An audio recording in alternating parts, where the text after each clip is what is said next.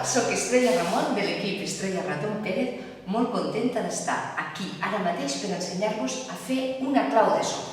Comencem. A la primera línia del pentagrama, no. A la segona. Fiquem un puntet. Tots sabeu fer un puntet. Un puntet és molt fàcil. Un cop tenim el puntet fet, hem de donar una volta de caragol.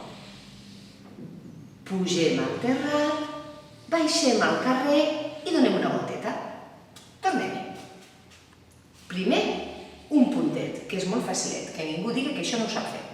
Després, cap a dalt, una volta de caragol.